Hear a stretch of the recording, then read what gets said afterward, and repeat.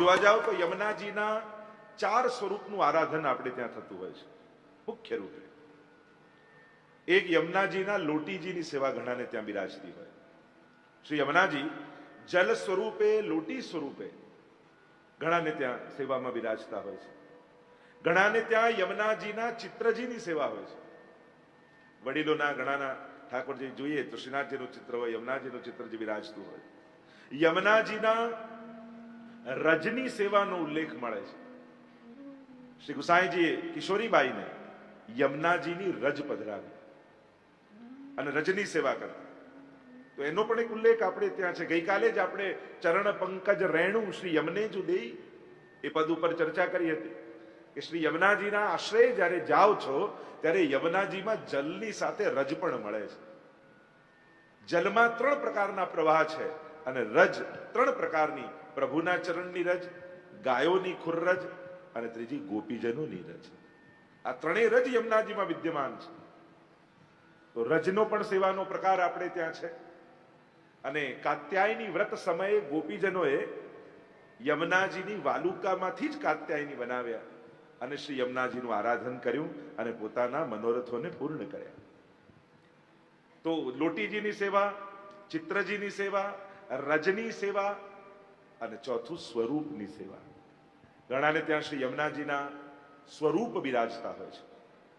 ઘણી જગ્યાએ પાષાણના, ઘણી જગ્યાએ કાષ્ટના, પણ મૂર્તિ સ્વરૂપે પણ શ્રી યમુનાજીના આરાધનનો ક્રમ આપણે ત્યાં છે. આપણે ત્યાં સાતે લાલજીઓની વાર્તામાં જ્યારે ગુસાઈજીએ પોતાના તૃતીય લાલજી શ્રી બાલકૃષ્ણ લાલજીને દ્વારિકાધીશની સેવા પધરાવી અને દ્વારિકાધીશની સેવા પધરાવી ત્યારે એમને પોતાનો ભાવ અભિવ્યક્ત કર્યો કે પ્રભુ તો મને પધરાવ્યા, પણ મારી ઈચ્છા છે કે યુગલ સ્વરૂપની સેવા કરો. મારા ઠાકોરજીના સ્વામીજી મને પધરાવ્યા. અને ત્યારે ગુસાઈજીએ 2 કડા આપ્યા અને કહ્યું કે તમે સમગ્ર વ્રજની પરિક્રમા કરો અને આ કડા જે સ્વામીજીને માપસર આવી જાય, માનજો કે એ જ તમારા દ્વારિકાધીશના સ્વામીજી છે. અને બાલકૃષ્ણ લાલજી એમના તૃતીય લાલજી ગુસાઈજીના અને કડા લઈને પરિભ્રમણ કરવા લાગ્યા. બધા જ મંદિરોમાં, બધા જ તીર્થસ્થળોમાં ગયા અને જ્યાં જ્યાં જાય અનેક સ્વામીજીના સ્વરૂપ વિદ્યમાન હોય. કડા પહેરાવીને જુએ, ક્યાંક મોટા પડે ને ક્યાંક નાના પડે. અને ત્યારે પરિભ્રમણ કરતા કરતા કરતા વ્રજમાં એક ગુંજાવન નામનું સ્થાન છે. એ ગુંજાવનમાં આ બાલકૃષ્ણલાલજી આવીને બિરાજમાન થયા. થોડાક મનમાં ખેદ હતો કે મારા ઠાકોરજી દ્વારિકાધીશ જે આજે કાંકરોલી બિરાજે છે એ સ્વરૂપની વાત કરી રહ્યો છું. મારા દ્વારિકાધીશના સ્વામીજી કોણ હજી સુધી મને પ્રાપ્ત નથી થયા. અને ત્યારે કહેવાય છે કે ગુંજાવન યમુનાજીના તટ પર છે. એ જ સમયે યમુનાજીના પ્રવાહમાંથી 16 વર્ષ યુવતી સ્વરૂપ શ્રી યમુનાજી પ્રગટ થયા અને બહાર આવીને એમને કહેવા લાગ્યા, લાવ મારા કંકણ મને આપો. અને બાલકૃષ્ણલાલજીએ કંકણ કડા આપ્યા અને પહેર્યા તો બિલકુલ માપસર આવી ગયા. અને એ જ યમુનાજી આજે પણ દ્વારિકાધીશના સ્વામીજી રૂપે બિરાજમાન છે, જે ભીતરની સેવામાં બિરાજે છે. તો શ્રી યમુનાજી, અને એટલે આજનો દિવસ જેમ ચૈત્ર સુદ છઠ યમુનાજીના પ્રાગટ્યનો દિવસ કહીએ છે, કારતકની એ ભાઈ બીજ યમુનાજીની કૃપાનો દિવસ કહીએ છે, તો આમ ઠકરાણી ત્રીજનો આજનો દિવસ એ યમુનાષ્ટકના પ્રાગટ્યનો દિવસ કહેવાય છે. આજના દિવસે જ યમુનાષ્ટકનું ગાન મહાપ્રભુજીએ કર્યું. જો આપણે કેટલા ભાગ્યશાળી છીએ કે યમુનાજીનું પૂજન કરી રહ્યા છીએ, યમુનાજીના ગુણગાનનો ઉત્સવ ઉજવી રહ્યા છીએ, પણ એમાં પ્રભુએ એવા સુંદર સુયોગ કરી આપ્યા. યમુનાજીની કૃપાનું આ પ્રત્યક્ષ પ્રમાણ. કદાચ તારીખો જોઈ હતી ત્યારે તિથિઓનો ખ્યાલ નહોતો, પણ પ્રભુ સમયને પણ અનુકૂળ કરી દે છે સેવા માટે. તો આ ઠકરાણી ત્રીજનો દિવસ પણ આપણી કથામાં આવી ગયો. આજના જ દિવસે જ્યારે મહાપ્રભુજી પૃથ્વી પ્રદક્ષિણા કરતા કરતા બ્રજમંડળમાં પધાર્યા અને બ્રજના જુદા જુદા સ્થાનોને પ્રગટ કરી રહ્યા છે અને પરિભ્રમણ કરતા કરતા મહાપ્રભુજી પધાર્યા શ્રીમદ ગોકુલ, જે પ્રભુનું દિવ્ય અને અલૌકિક સ્થાન છે. અને ત્યાં યમુનાજીના તટ પર પધાર્યા. 2 ઘાટ એક સરખા દેખાય, ગોવિંદ ઘાટ અને ઠકરાણી ઘાટ. આજે પણ તમે જાઓ તો બંને પાસે પાસે છે. યમુનાજીની નિકટ ઉભા રહ્યા છે શ્રી મહાપ્રભુજી. ચારે તરફ દ્રષ્ટિ કરે છે અને અલૌકિક શોભા શ્રી યમુનાજીની દેખાય છે. સુંદર મંદ શીતલ પવન વાયુ આવી રહ્યો છે. યમુનાજીની લહેરો કલ કલ કલ કલ કલ કલ કરતા મધુર ધ્વનિ થઈ રહ્યા છે. શુક, મયુર અને હંસ મંગલ ધ્વનિઓ કરી રહ્યા છે. તટ પર ઉગેલા નવીન વનોના વૃક્ષો પોતાની ઉપરથી પુષ્પોને વર્ષાવી જાણે યમુનાજીનું પૂજન કરતા હોય એ રીતે ફૂલોને ખેરવી રહ્યા છે. સૂર્યના દિવ્ય પ્રકાશ જ્યાં લહેરો પર પડે છે ત્યાં લહેરોમાં રહેલી રજ એવી ચળકે છે જાણે યમુનાજી એ કંકણ મોતીના પહેર્યા હોય અને મોતીઓ ચળકી રહ્યા હોય. એવી દિવ્ય શોભા અને આભા શ્રી યમુનાજીને દેખાઈ રહી છે. અને મુક્ત બન્યા મહાપ્રભુજી. અરે કેવી સુંદર શોભા શ્રી યમુનાજી. તિહારો દરસ મોહી ભાવે, અલૌકિક શોભા જોઈ મહાપ્રભુજીના ચિત્તમાં આનંદ વ્યાપી રહ્યો છે. દમલાજી સાથે છે. ગોવિંદ ઘાટ અને ઠકરાણી ઘાટને જોતા સહજ મહાપ્રભુજીના મુખમાંથી વચન સરયા, અરે દમલા, या मैं गोविंद घाट कौन सो, ठकराणी घाट कौन सो, दोनों एक सही दिशे हैं, બંને એક સરખા લાગે છે. હું ઠકરાણી ઘાટ ગયો ને ગોવિંદ ઘાટ ગયો. સહજ કુતૂહલતા વશ મહાપ્રભુજીના મુખમાંથી વચનો સરયા અને એટલામાં કોઈ યમુનાજીમાં ગોળ ગોળ ગોળ ગોળ ગોળ ગોળ ભ્રમરો પડવા લાગ્યા. દમલાજી અને શ્રી મહાપ્રભુજી યમુનાજીના એ દિવ્ય લીલાને જોઈ રહ્યા છે. ભ્રમરો પડે છે યમુનાજીના જલમાં. અનેક કમળો ખીલવા લાગ્યા યમુનાજીમાં. મધ્યમાંથી લઈને છેક તટ સુધી માનો કમળોનો માર્ગ બની ગયો અને મધ્યમાંથી એક વિશાળ કમળ ખીલ્યું અને એની ઉપર 16 વર્ષ યુવતી સ્વરૂપ બોલો શ્યામ સુંદર શ્રી યમને મહારાણી કી જય. રાધા માધવ અંગતે પ્રગટ ભઈ ઇકવામ, નખતે કટીલો રાધિકા और કટીતે શીખલો શ્યામ. નખથી કટી સુધી જાણે રાધા અને કટીથી શિખા સુધી જાણે શ્રી કૃષ્ણ. એવી એક ગોપી, એક સખી સ્વયં શ્રી યમુનાજી પ્રગટ થયા. હાથમાં કમળની માળા ને કમળની છડી લઈ એક એક કમળ ઉપર ચરણ પધરાવતા પધરાવતા પધરાવતા તટ સુધી યમુનાજી આવ્યા. અવાક બની શ્રી મહાપ્રભુજી અપલક નેત્રોથી યમુનાજીને આ સૌંદર્યના પાન કરી રહ્યા છે. અરે કેવી કૃપા શ્રી યમુનાજી કરી રહ્યા છે. અને છડી લઈને મહાપ્રભુજીને બતાવ્યું, શ્રી વલ્લભ, આ ગોવિંદ ઘાટ છે, આ ઠકરાણી ઘાટ છે.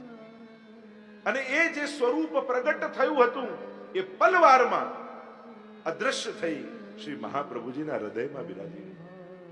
સાક્ષાત યમુનાજીનો સાક્ષાત્કાર, સ્વાનુભાવ.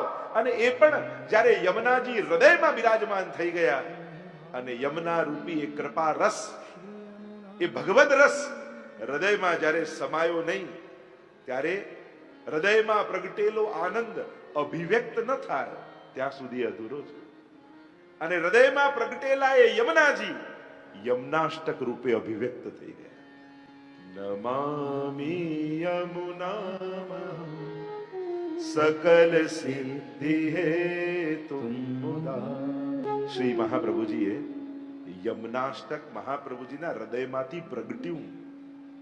યમનાષ્ટક મહાપ્રભુજીએ રચ્યું નથી, પ્રગટ્યું છે. શ્રીમદ ભાગવત વ્યાસજીએ રચ્યું નથી, પ્રગટ્યું છે વ્યાસજીના હૃદયમાંથી. રચનામાં તો રચયિતાની કલ્પના હોય, રચયિતાનો પ્રભાવ દેખાય, પણ પ્રાગટ્યમાં તો મૂળ તત્વનો પ્રભાવ દેખાતો હોય છે. યમનાષ્ટક એ મહાપ્રભુજીની રચના નથી, પણ હૃદયમાં પ્રગટેલા યમુનાજી વાણી રૂપે પ્રગટ થયા, એ જ યમનાષ્ટક છે. આપણે ત્યાં ઋષય મંત્ર દ્રષ્ટારઃ. ઋષિ કોને કહેવાય? ઋષિઓ મંત્રો બનાવતા નથી, સમાધિમાં એમને મંત્રો દેખાય છે. એમ જ યમનાષ્ટક મહાપ્રભુજીએ દર્શન કર્યું છે અને ગાયું છે. એવું મહાત્મ્ય યમનાષ્ટકનું છે. એટલે કે જો શ્રી કૃષ્ણનું વાંગમય રૂપ એટલે શ્રીમદ ભાગવતજી વાણીમય રૂપ, શબ્દમય રૂપ, એ જ રીતે યમુનાજીનું વાંગમય સ્વરૂપ એટલે યમનાષ્ટક. તમે રોજ બ્રજમાં જઈને યમુનાજીના પાન નથી કરી શકતા, પણ ઘરે બેસીને એક યમનાષ્ટક કરો છો ને તો એ યમુનાજીના પાન બરાબર જ છે. એવી મહત્તા શ્રી યમનાષ્ટકની આપણે ત્યાં. અને એટલે પ્રાય લગભગ બધા જ વૈષ્ણવ, કોઈક જ એમ હશે, બાકી તો લગભગ બધા વૈષ્ણવ કમથી કમ યમનાષ્ટકનો પાઠ તો ચોક્કસ કરતા જ હોય. અને જે નહીં કરતા હોય આજથી શરૂ કરી દેશે. આપણે તો આશાવાન રહેવું. અહીંયા જેટલા બેઠા છે એમાંથી કોઈ યમનાષ્ટક નહીં કરતું હોય તો મને એવો ભરોસો છે કે કાલથી શરૂ તો કરી જ દેશું. પણ અમને આવડતું નથી. કઈ રીતે કરીએ? સહેલો રસ્તો છે, 2 વાર વધારે કરજો તો જલ્દી આવડી જશે. મૂકી દેવાથી તો કોઈ દિવસ આવડવાનું નથી, નહીં કરવાથી તો કોઈ દિવસ આવડવાનું નથી. આપણા લોજિક જ ખોટા હોય છે. સેવા અમને આવડતી નથી ને એટલે કરતા નથી, એટલે વધારે કર તો જલ્દી આવડી જશે. મૂકી દઈશ તો ક્યારે આવડવાનું નથી. અને એવું કોણે કહ્યું કે મોઢે પાઠ કરીએ તો વધારે ફળ અને વાંચીને કરીએ તો ઓછું ફળ? એવું તો કોઈ છે નહીં. ઉલટાનું શાસ્ત્રોમાં તો વાંચન દ્વારા પઠન છે, શબ્દો પણ ભગવદ રૂપ છે. અને એટલા માટે એવી કોઈ કલ્પનામાં ન રહેતા કે ના મોઢે કરીને કરો તો વધારે ફળ મળે અને વાંચીને કરો તો ઓછું ફળ મળે. એવું તો ક્યાંય લખ્યું જ નથી. કરો એ મહત્વનું છે. આ જીવવાની સાર્થકતા ભગવદ નામથી જ થવાની છે. જો આ ઇન્દ્રિયો મળી, એક છે એની સફળતા, બીજી છે એની સાર્થકતા. આંખ દૂરનું ચોખ્ખું જોઈ લે તો આંખની સફળતા કે સ્પષ્ટ જુએ છે, પણ આ આંખથી ભગવાનના દર્શન થઈ જાય તો એ આંખની સાર્થકતા છે.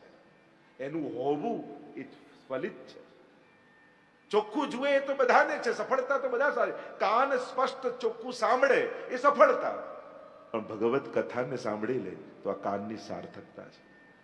જીભ સ્પષ્ટ સારું બોલે એ સફળતા જીવવાની, પણ આ જીવવામાં ભગવત નામ આવી જાય એ જીવવાની સાર્થકતા છે. એ માણસ લાંબુ જીવી લે એ જીવનની સફળતા, પણ જીવતા જીવતા પ્રભુને પામી લે તો આ જીવનની સાર્થકતા છે. સફળતા તો બધા સાધીને જાય છે, પણ જેના માથે ગુરુ બિરાજતા હોય ને એ જીવનને સાર્થક બનાવી શકે છે. જેના માથે શ્રી યમુનાજી જેવા ગાજતા હોય, એમની કૃપા જેના માથે હોય, એ જ જીવનને સાર્થક કરી શકે છે. કારણ જન્મની સાર્થકતા, જીવનની સાર્થકતા એ છે કે આ જન્મ મરણના ચક્કરમાંથી મુક્ત જીવ થઈ જાય, ભગવદ લીલાને પ્રાપ્ત થઈ જાય, પ્રભુને પ્રાપ્ત થઈ જાય. હા, કદાચ આવવાની પણ ઈચ્છા થાય ભૂતલ પર તો ભગવત સેવા માટે આવવાની ઈચ્છા થાય, ભક્તિ માટે આવે. કારણ કે ભક્તિ છે ને એ 14 લોકમાં કોઈ લોકમાં ભૂતલ સિવાય ક્યાંય નથી. 14 લોકમાં તમે જોવા જાઓ, નથી સ્વર્ગમાં નથી નર્કમાં, 14 લોકમાં ક્યાંય ભક્તિ નથી. ભક્તિ તો આ ભૂતલ પર જ થઈ શકે. 14 લોકમાં આ જે ભૂલોક છે, ભૂતલ છે, ત્યાં જ ભક્તિ સંભવ છે. અને એટલા માટે તમે એવા ભાગ્યશાળી છો કે તમે એવા ગ્રહ ઉપર છો જ્યાં ભગવાનની ભક્તિ થઈ શકે છે. અને એટલા માટે ભગવાને આપણને આ ભૂતલ પર જન્મ આપ્યો છે. એ આપણી જીવનની પ્રભુની કૃપા છે કે જેમાં આપણે જીવન સાર્થક કરી શકીએ. એવી માનવ યોની આપી છે જેમાં ભક્તિ થઈ શકે છે. માનવ સિવાય બીજી કોઈ યોની મળી હોત તો તમે અહીંયા બેઠા હોત. અરે ગાય પણ થયા હોત તો કોઈ હોલમાં આવવા દે? હોલમાં તો તમે અહીંયા બેઠા છો એનું એક પ્રધાન કારણ એ છે તમે માણસ છો, માનવ છો. કારણ કે માનવતા જ્યારે સફળતા તરફ જાય, સાર્થક, માનવતાને સાર્થક કરવું એનો અર્થ થાય વૈષ્ણવતા. જ્યારે માનવ પોતાના જીવનને સાર્થકતા તરફ લઈ જાય ત્યારે એ વૈષ્ણવતાને પામી લેતો હોય છે. અને વૈષ્ણવતા એટલે માનવતાની સફળતા અને સાર્થકતા. આ વિશેષતા આપણે ત્યાં કહી છે. તો જે ચર્ચા આપણે કરી રહ્યા છે, યમનાષ્ટક એ વાંગમય રૂપ છે, વાણીમય રૂપ છે શ્રી યમુનાજીનું. અને એટલા માટે તમારા રોજના ક્રમમાં યમનાષ્ટકને સ્થાન આપજો. જેટલું યમુનાજીનું આરાધન કરશો એટલી ભગવાનમાં ભક્તિની વૃદ્ધિ થશે. કારણ કે ભગવાન પામવા એ બહુ મોટી ઘટના આપણે ત્યાં નથી, ભક્તિ પામવી એ મોટી ઘટના છે. ભગવાન તો રાવણને મળ્યા, કંસને મળ્યા, શિશુપાલને મળ્યા, પણ ભક્તિ નહોતી તો ભગવાનને જોઈને પણ ક્રોધ યાદ આવ્યો, ભગવાનને જોઈને પણ અપશબ્દો યાદ આવ્યા. ભગવાન મળવા એ ઘટના નથી, ભાવ મળવો એ ઘટના છે. અને યમુનાજી એ ભાવનું દાન આપનારા છે. મૂર્તિમંત ભક્તિનું રૂપ એટલે શ્રી યમુનાજી. અને બંને રૂપે વૈષ્ણવ પર કૃપા કરે છે, મા બનીને પણ અને સખી બનીને પણ. આ બંને રીતે કરે. એટલે આપણે ભારતીય સંસ્કૃતિમાં આટલા તત્વોને સહજ મા રૂપે કયા છે. એક આ ધરતીને મા કહી છે, ધરતીને માતા આપણે કહીએ છીએ. બીજું ગાયને આપણે ત્યાં માતા કહી છે, ગાય માતા છે. જનની, આપણા જન્મ આપનારી એ આપણી માતા છે. અને નદીઓને આપણે ત્યાં માતા કહી છે, અને લોક માતા કહી છે. અને સર્વ ગ્રંથોમાં ભગવદ ગીતાને પણ આપણે ત્યાં મા કહી છે. જે જીવને ઉછેરવામાં સહાયક હોય એને માં કહી છે. એમ ઘણી બધી ચર્ચાઓ, અત્યારે ચર્ચામાં નથી જતા, પણ આજનો એ દિવસ જેની મહત્તા ગાઈ રહ્યો છે એટલે જ આપણે ત્યાં કાચના હિંડોળા, નાદીનો ક્રમ, ઠકરાણી તીજનો જે હોય છે, એ કાચ શું ભાવ છે? કે જયારે ઠાકોરજી અને સ્વામીજી શૃંગાર ધરે ત્યારે યમુનાજીમાં પોતાનું પ્રતિબિંબ જુએ છે. કારણ કે પ્રભુનું બિંબ અને પ્રતિબિંબ આ બંનેમાં કોઈ ભેદ નથી. આપણે ત્યાં ઠાકોરજીને જે આરસી બતાવીએ, દર્પણ બતાવીએ, તમે જોશો ને તો એની પાછળ પણ ઘણીવાર યમુનાજીના ચિત્ર હશે. એ ચાંદીનું હોય તો એની કોતરણી હશે, પણ યમુનાજીનો ભાવ એ દર્પણ છે. એટલે કે જયારે ઠાકોરજી અને સ્વામીજી શ્રૃંગાર ધરે છે ત્યારે અમે તેરો મુખ નીકો કે મેરો મુખ પ્યારી, દર્પણ હાથ લીએ નંદ નંદન, સાચી કહો વૃષભાન દુલારી. અને દર્પણમાં જયારે જુએ તો દર્પણ કયું છે? તો કે યમુનાજીના તટ ઉપર જયારે રાસ થાય છે ત્યારે એકબીજાના પરસ્પર શ્રૃંગાર કરી અને યમુનાજીમાં પોતાનું પ્રતિબિંબ જુએ છે. પણ એક વસ્તુ નિશ્ચિત છે, પ્રભુના બિંબ અને પ્રતિબિંબમાં કોઈ ફરક નથી. જેટલી મહત્તા પ્રભુના બિંબની છે, એટલે કે પ્રભુની, એટલી જ એમના પ્રતિબિંબની પણ છે. અને એટલા માટે આપણે જયારે આરસી બતાવીએ, આરસી ઠાકોરજીને દર્પણ બતાવો, પછી દર્પણમાં તમારે પણ ઠાકોરજીનું મુખારવિંદ જોવાનું, અને એ જોઈ ફરી ઠાકોરજીના મુખારવિંદ સામે જોવાનું, અને પછી એ દર્પણને આપણે આપણા હૃદય સાથે લગાવીએ છીએ. આરસી બતાવવાનો એક પ્રકાર છે. એટલે કે એ જે પ્રતિબિંબ દર્પણમાં આવ્યું એમાં ઠાકોરજી પ્રગટ્યા, અને એ જયારે તમે હૃદયમાં પધરાવો છો, કારણ કે સાક્ષાત ઠાકોરજીને તો આપણે હૃદયથી ચાપી શકતા નથી. આપણે તો દાસ છીએ, સેવકા નામ યથા લોકે વ્યવહાર પ્રસિદ્ધ હતી. સ્વામી સેવકનો ભાવ બધા ઠાકોરજી સાથે થાય, પણ વ્યવહાર એક જ થાય, સ્વામી અને સેવક. પુષ્ટિ માર્ગની આ વિશેષતા છે. મહાપ્રભુજી આજ્ઞા કરે છે, સર્વદા સર્વ ભાવેન ભજનીયો વ્રજાધિપ. એ વ્રજાધિપ શ્રી કૃષ્ણને સર્વ ભાવે સેવો. અચ્છા, તો જેવો ભાવ રાખી એવો વ્યવહાર કરવાનો. સેવકા નામ યથા લોકે વ્યવહાર પ્રસિદ્ધ. આપણો વ્યવહાર તો સ્વામી અને સેવકનો જ રહેવો જોઈએ. ભાવના અતિરેકમાં વ્યવહારમાં ક્યાંક ક્ષતિ થઈ જાય એની સાવધાની રાખો. તો વ્યવહાર તેવો જ રાખો. તો પ્રભુને સીધા તો ભેટી શકતા નથી, હૃદયમાં ચાપી શકતા નથી. તો પ્રભુનું જે પ્રતિબિંબ છે ને, એને આપણે આપણા હૃદયમાં પધરાવીએ છીએ.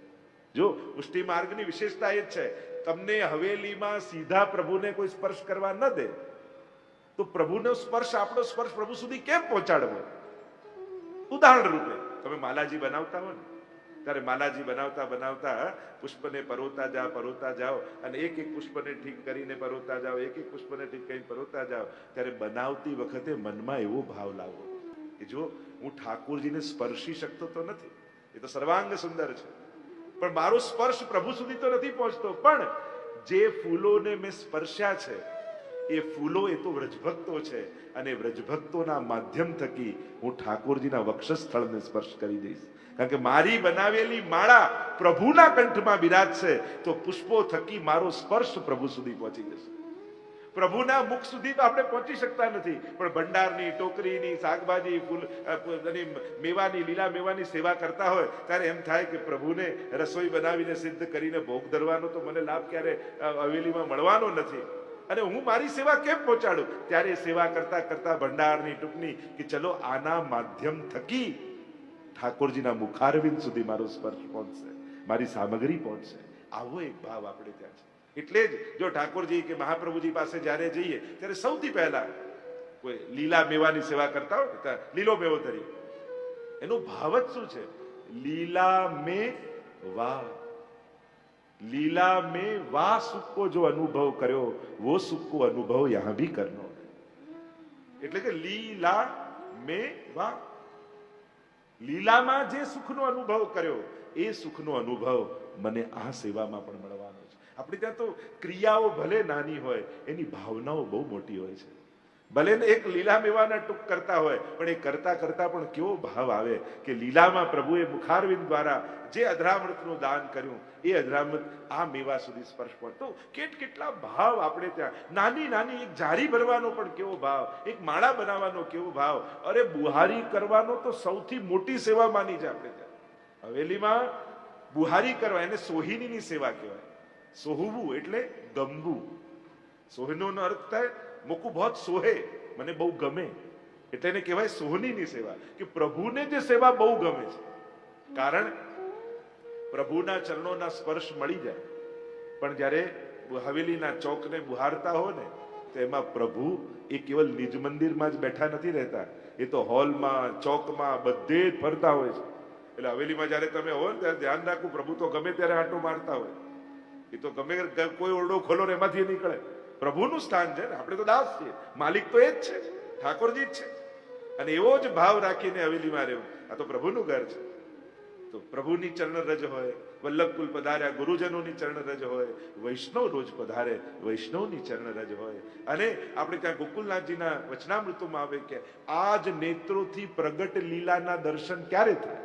અને ત્યારે ગોકુલનાથજીએ કહ્યું કે જ્યારે કોઈ સોહિનીની સેવા કરતો હોય, બુહારીની, અને એની રજ ઉડે અને એ ભગવદીઓની રજ એમાં હોય અને એ રજ ઉડીને માથે લાગે ને, ત્યારે આ દેહથી ભગવદ લીલાના દર્શન થતા હોય. આવો ભાવ, આ બુહારી જો ક્રિયાઓ કેવી નાની નાની છે, પણ એની ભાવનાઓ કેવી સર્વોત્તમ આપણે ત્યાં બતાવી છે. એટલે ખૂબ દાસ ભાવથી સેવા સૌભાગ્યથી મળે છે. એટલે સેવા એ કઈ આપણો કરેલો પ્રભુ પર ઉપકાર નથી. ક્યારે પણ પોતાની સેવા ઉપકાર રૂપે ઠાકોરજીને ગણાવવી નહીં. અરે હું તો રોજ આવીને કરું છું, હું તો આમ કરું છું, તો ઠાકોરજી કે તો પછી ઘરે જ રહે. પ્રભુએ આપેલો આપણને લાભ છે સેવા, કે પ્રભુએ કેવી કૃપા કરી, કેટલો ઉપકાર પ્રભુનો મારા ઉપર છે. હજારો હાથ ભગવાન પાસે છે, પણ એમની માળા બનાવવા પ્રભુએ આ હાથ સિલેક્ટ કર્યા. પ્રભુ આપનો ખૂબ ઉપકાર છે. હજારો હાથ પ્રભુ પાસે છે, પણ એમનો મેવો સુધારવા માટે પ્રભુએ મારા હાથ પસંદ કર્યા. પ્રભુ આપનો ખૂબ ઉપકાર છે. એટલે હંમેશા, અને સેવા છે ને નિષ્ઠા અને આગ્રહપૂર્વક કરવી. આજે આવું તો ચાલે, કાલે ના કરું તો ચાલે. જો તમારા બદલે બીજા દિવસે કોઈને બેસાડી દીધા અને ઠાકોરજીને એના હાથની માળા ગમી ગઈ, તો પછી તમારો વારો જ નહીં આવે. પછી એવું જ કંઈક થયા કરશે કે છૂટે હાથ કરશે, છૂટે હાથ કરશે, કારણ કે ઠાકોરજીને એના હાથની ગમી ગઈ. એટલે સેવા મળી હોય એને ક્યારે છોડવી નહીં. કારણ કે એક વાર છૂટીને અને પ્રભુને બીજાના હાથની ગમી ગઈ તો આપણો વારો જ નહીં આવે. એટલા માટે સેવા નિષ્ઠાપૂર્વક તો કરવી, પણ આગ્રહ એવું નહીં માનવું કે હું જઈને મદદ કરીશ તો થશે. ભાવ એવો રાખવો કે રોજ ઠાકોરજી મારા હાથની માળા લે છે, રોજ મારા હાથે મેવો આરોગ્ય છે. પ્રભુને બીજાના હાથનું નહીં ગમે. જેમ કોઈ માં પણ બહારગામ ગાય, છોકરો ગયો હોય ભણવા માટે બહારગામ, ત્યારે જમવાની ને બધી વ્યવસ્થા કરે, પણ એક માને ખટકો એ તો રહે જ. ભલે બધી વ્યવસ્થા કરી, પણ મારા દીકરાને મારા હાથની જ દાળ ભાવે છે, મારા હાથનું જ ભોજન ગમે છે. એને નહીં ગમતું હોય ત્યાં. એમ સેવામાં પણ એવું નહીં માનવું કે હું જઈને કરું તો થાય, એમ નહીં. મારા હાથનું જ પ્રભુને રૂચે છે. બીજા ભલે વ્યવસ્થા ગોઠવીને જાઉં, પણ એના હાથનું ઠાકોરજીને ગમશે નહીં. એટલે કાંઈ પણ કરી વ્યવસ્થા કરું, પણ મારો સમય આવે સેવામાં પહોંચી જ જાઉં. આવો ભાવ, આવો આગ્રહ રાખો. તો જે ચર્ચા આપણે યમુનાજી વિશે કરી રહ્યા છે, તો શ્રી યમુનાજી આ ચારે સ્વરૂપે શ્રી યમુનાજીનું આરાધન આપણે ત્યાં થાય છે. ગઈકાલે જે આપણે ચર્ચા કરી રહ્યા હતા, ગોવિંદ સ્વામીના 4 પદોનું દર્શન આપણે કર્યું હતું. અને ગોવિંદ સ્વામીએ જે રીતે પદ ગાતા છેલ્લી ટૂંકમાં આપણે કહ્યું, સકલ સુખ કી તુમ હો જુ શ્રેણી, આપ તો સકલ સુખના શ્રેણી છો, એમ કહી અને પદને વિરામ આપણે આપીએ. આગળ પ્રારંભ જો કરીએ તો અનેક પ્રકારથી જે ગોવિંદ સ્વામીએ આપણને સમજાવ્યા, તો આગળના 8 પદો અત્યાર સુધી આપણે દર્શન કર્યા. હવે 9મું પદ એ ચિત્ત સ્વામીનું છે. તમારી બધાની પાસે 41 પદની પુસ્તિકા છે, એમાં QR કોડમાં પણ ઇંગ્લિશમાં પણ તમે જોઈ શકો છો. આ પદો એવા દિવ્ય છે. મેં કહ્યું ને 41 સીડીઓ છે, એક એક પગથિયું ચડતા ચડતા સામે યુગલ સ્વરૂપ બિરાજે છે, ત્યાં સુધી પદના માધ્યમથી આપણે પહોંચવાનું છે. આપણે ત્યાં પ્રભુ પ્રાપ્તિ માટે ઘણા બધા માધ્યમો આપ્યા છે. એમાં સર્વોચ્ચ કોઈ માધ્યમ હોય ને, તે ભગવદીઓની વાણી છે. જો આપણી આંખે આપણને લીલાના દર્શન થતા નથી, પણ જેણે દર્શન કરીને ગાયું છે ને, એ વાણીનું માધ્યમ લેશો ને, તો ભગવદીઓની વાણીનું સામર્થ્ય એ છે, એની તાકાત એ છે કે ભલે ગાઈ હોય 500 વર્ષ પહેલા, પણ એ વાણીમાં આજે પણ એ તાકાત છે કે 500 વર્ષ પહેલા થયેલો એમનો જે અનુભવ છે, અને એ પદ આજે તમે ગાઓ તો એ આજે પણ એ લીલાનો તમને અનુભવ કરાવી શકે છે. કોઈની કલ્પનાને ગાઓ તો કલ્પના સુધી પહોંચાડે, કોઈના અનુભવને ગાઓ તો એ તમને અનુભવ સુધી પહોંચાડે છે. આ અનુભવીઓની વાણી છે, અને અનુભવીઓ કરતા પણ આ ભગવદીઓની વાણી છે. આપણે ત્યાં કહીએ જ્યાં ન પહોંચે રવિ ત્યાં ન પહોંચે, જ્યાં ન પહોંચે રવિ ત્યાં પહોંચે કવિ, જ્યાં ન પહોંચે કવિ ત્યાં પહોંચે અનુભવી. અને હું તો એક સ્ટેપ આગળ કહું, જ્યાં ન પહોંચે અનુભવી ત્યાં પહોંચે ભગવદી. જય. આ અનુભવી નહીં, આ ભગવદીઓની વાણી છે. કારણ કે અનુભવીઓ પણ ઘણીવાર ખોટા પડતા હોય છે. ઘણીવાર અનુભવીઓની સલાહ તમે લેવા જાઓ તો ઘણીવાર એ ખોટા પડે, એમના નિર્ણય ખોટા હોય. જેને જિંદગીમાં કાયમ ખોટા જ અનુભવ થયા હોય ને, કડવા જ અનુભવ થયા હોય ને, એની સલાહ લેવાય નહીં જવું. નહીં તો એમ જ કે અરે કોઈના પર ભરોસો કરાય જ નહીં. અને જે વ્યક્તિને કોઈના પર ભરોસો ના હોય ને, એનો ભરોસો ક્યારે કરવો નહીં. કારણ કે એને પોતાને જ કોઈના પર ભરોસો નથી, તો એના પર ભરોસો આપણને દગો આપી. એટલે અનુભવી કરતા પણ શ્રેષ્ઠ છે ભગવદી. કારણ કે ભગવદીનો જે ભાવપૂર્વકનો અનુભવ છે એ ક્યારે પણ તમને નિરાશ નહીં થવા દે.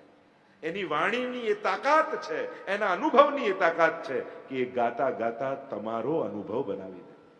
તો આઈએ ચિત્સ્વામીનું પદ, 9મું પદ. અને ચિત્સ્વામી પર તો કેવી કૃપા ગુસાઈજીની. એમના જો જીવન ચરિત્રને જો અષ્ટ સખાઓના જોઈએ એક એકને, કેવી પોતે મથુરાના ચોબાજી અને એવા ઉદંડી, જે ગામમાં સંત મહાત્માઓ કોઈ બ્રજમાં નવા આવ્યા હોય ને, એમની મશ્કરી કરવા પહોંચી જાય, એમની પરીક્ષાઓ કરે. સમાચાર મળ્યા ગુસાઈજી માટે, અરે ગોકુલ में કોઈ મહારાજ પધારે હે. અને એટલો એમનો પ્રભાવ છે કે એક વાર કોઈ એમની પાસે જાય એમનો જ થઈ જાય છે. ખબર નહીં શું કરે છે. ચિત્સ્વામી કે આવા ટોણા ટોટકા મને બધા ખબર છે, બધા ભલે ભરમાય, હું પરીક્ષા કરવા જઈશ. અને આ છીતુ ચોબે પોતાની ટોળકીને લઈ ખોટો નારિયેળ ને ખોટો રૂપિયો લઈ ગુસાઈજીની પરીક્ષા કરવા જાય છે. દ્વાર પર ઉભા છે ગુસાઈજી, ગાદી તકિયામાં બિરાજે, આજુબાજુ વૈષ્ણવ છે, બેઠકજીમાં બિરાજમાન છે. છીતુ ત્યાં ઉભા છે બહાર, સખાઓ જોડે છે. થયું જોઈએ, ખબર પડે છે કે નહીં આ ખોટો નારિયેળ ખોટો રૂપિયો. જ્યાં બહાર ઉભા હતા ને એટલામાં જ ગુસાઈજી બોલાવ્યા, ચિત્સ્વામી ભીતર આવો. ચોંકી ગયા. આખા ગામ મને છીતું છીતું કે છે, મારું સાચું નામ તો કોઈને ખબર નથી. આમને મારું સાચું નામ કઈ રીતે ખબર પડી? અને જો જે સાચું નામ જાણી જાય એ ખોટા કામોને જાણી જાય. ક્યાં કે ઓળખી ન ગયા હોય, તું છેતરવા આવ્યો છે. ગભરાતા ગભરાતા છીતુ ચોબે ખોટો નારિયેળ ને ખોટો રૂપિયો રહી ભીતર પ્રવેશ કરે છે. અને ગુસાઈજી કે લાવ, અમારી ભેટ લાવ. અને ડરતા ડરતા એક ખોટો નારિયેળ આપ્યો ગુસાઈજીને. અને ગુસાઈજી હાથમાં લઈને જ્યાં પછાડ્યો, જળની ધારા વહેવા લાગી. ચકિત થઈ ગયા છીતુ ચોબે, અરે આ તો ખોટો હતો, હું જાતે લઈને આવ્યો હતો, આમાં જળ ક્યાંથી આવ્યું? અને જો ખોટાને, નારિયેળ ખોટાને સાચો કરનારા જો આ હોય તો હું ખોટો જ છું. મને પણ આ મારા જેવા ખોટાને સાચો કરનારા ગુરુ આજે મળી ગયા છે. ખોટો રૂપિયો મંગાવ્યો, બજારમાં ચલાવ્યો પ્રભુની સેવામાં, અને એક ક્ષણે પૂર્ણ પુરુષોત્તમ સ્વરૂપે ગુસાઈજીના દર્શન થયા.